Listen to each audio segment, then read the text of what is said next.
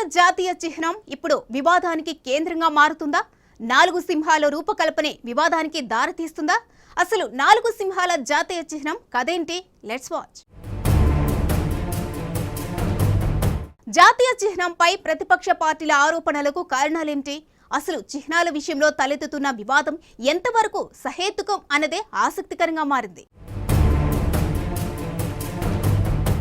దేశ రాజధానిలోని పార్లమెంటు భవనంపై కొత్తగా నిర్మించిన అశోక చక్రం 4 సింహాల జాతీయ చిహ్నం దుమారం రేపుతోంది.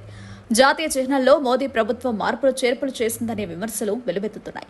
ఇదివరకెప్పుడు ఏ ప్రభుత్వం కూడా ఇలాంటి దుశ్చర్యలకు పాల్పడలేదంటూ ప్రతిపక్ష పార్టీలు మండిపడుతున్నాయి. ప్రధాని మోదీ ఏకంగా జాతీయ చిహ్నాలను సైతం చెరిపేసే ప్రయత్నాలు చేస్తున్నారంటూ ధ్వజమెత్తుతున్నాయి. ఇదిలా ఉంటే భారత్ జాతీయ చిహ్నంను సారనాథ్లోని అశోకుని స్తూపం నుండి స్వీకరించారు.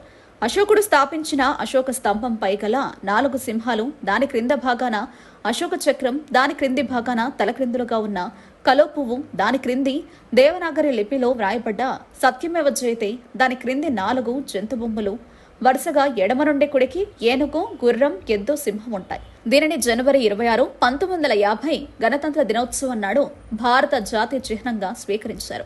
సారనాథ్లో 4 ఆసియా సింహాలు వెనుకకు నిలబడి శక్తి, ధైర్యం, విశ్వాసం, అహంకారాన్ని సూచిస్తాయి.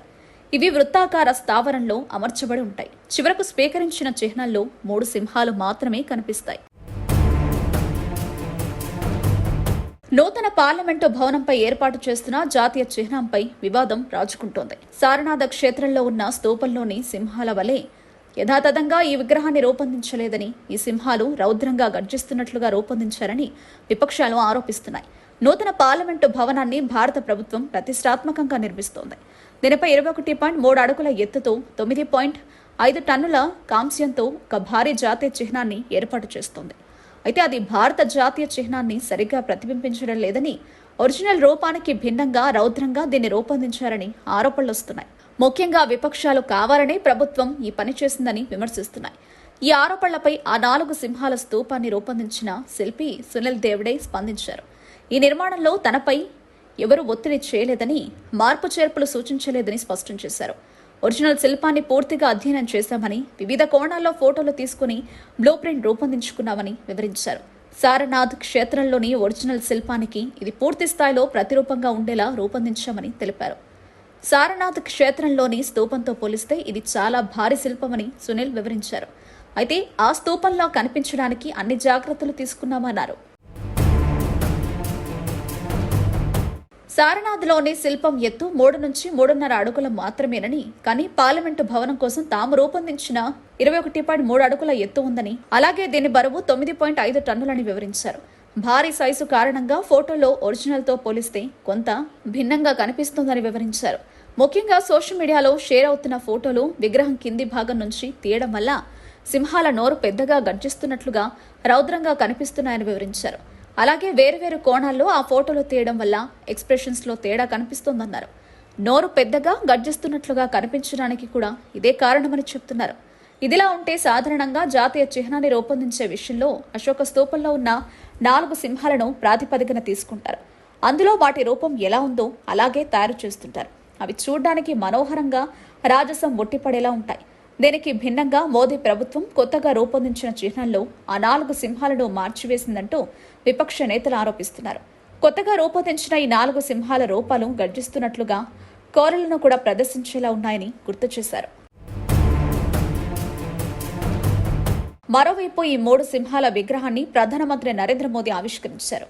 అయితే పార్లమెంటు భవనం మీద జాతీయ చిహ్నాన్ని ప్రధానమంత్రి ఆవిష్కరించడం ఏంటని ప్రతిపక్షాలు విమర్శిస్తున్నాయి.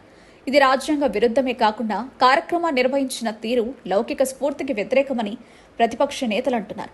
పార్లమెంటు భవనం మీద ఏర్పాటు చేసిన జాతీయ చిహ్నాన్ని ప్రధానమంత్రి ఆవిష్కరించడం రాజ్యాంగ విరుద్ధమని సిపిఎం ఆరోపించింది. భారత రాజ్యాంగం మన ప్రజాస్వామ్యంలోని 3 వ్యవస్థలను స్పష్టంగా వేరు చేసి చూపించిందని ఆయన అన్నారు. ప్రభుత్వ వ్యవస్థ, పార్లమెంటు, రాష్ట్ర శాసనసభలు, న్యాయ వ్యవస్థ, ఈ 3 వేటికవే ప్రత్యేక వ్యవస్థలని రాజ్యాంగం చెప్తోంది. రాజ్యాంగ పరంగా వేటికవే ప్రత్యేకంగా ఉన్నా ఈ వ్యవస్థలను ప్రభుత్వ పెద్ద పూర్తిగా అణచివేస్తున్నారని విమర్శలు వినిపిస్తున్నాయి. లోక్సభకు స్పీకర్ ప్రాతినిధ్యం వహిస్తారు. లోక్సభ ప్రభుత్వం కింద పనిచేయదని నేతలు అంటున్నారు. అందుకే ప్రధాని పార్లమెంటు మీద జాతీయ చిహ్నాన్ని ఆవిష్కరించడంతో రాజ్యాంగాన్ని ఉల్లంఘించారని ఆరోపించారు.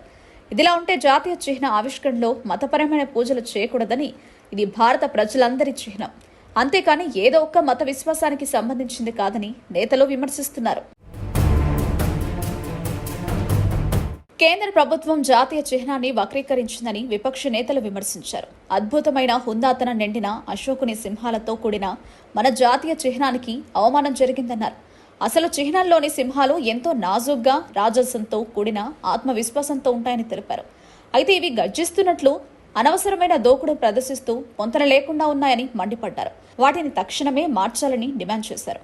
కాగా Lok Sabha speaker Om Birla, Rajya Sabha deputy chairman Harivansh సమక్షంలో ప్రధానమంత్రి నరేంద్ర మోదీ కొత్త పార్లమెంటు భవనంపై జాతీయ చిహ్నాన్ని ఆవిష్కరించారు. మోదీ రాజ్యాంగ నిబంధనలను ఉల్లంఘించారని విమర్శించారు. టీఎంసీ ఎంపీ మహువా మైత్రి ఇచ్చిన ట్వీట్లో పాత, కొత్త జాతీయ చిహ్నాలను పోస్టు చేశారు. కొత్త జాతీయ చిహ్నంపై చరిత్రకారుడు ఎస్ ఇర్ఫాన్ హబీబ్ కూడా అభ్యంతరం వ్యక్తం చేశారు. మన జాతీయ చిహ్నం విషయంలో జోక్యం చేసుకోవడం పూర్తిగా అనవసరం. మన సింహాలు క్రూరంగా ఆతృతతో ఎందుకు కనిపించాలి అని అన్నారు. పార్లమెంటు ఒక్క పార్టీదో, ఒక్క ప్రధానికో కాదని, అది దేశ ప్రజలందరిది అని కొందరు నేతలు ట్వీట్లు చేశారు. పార్లమెంటు నిర్మాణంలో అన్ని పక్షాలను భాగస్వామ్యం చేయకపోవడమేంటనే ప్రశ్నలు కూడా వెల్లువెత్తుతున్నాయి. ఈ అంశంపై విపక్షాల వాదనకు కేంద్రం మాత్రం ఎటువంటి వివరణ ఇవ్వకపోవడం ఆసక్తికరంగా మారింది. ఈ నేపథ్యంలో అసలు వివాదం ఏమి కానుందన్నదే కీలకంగా మారింది.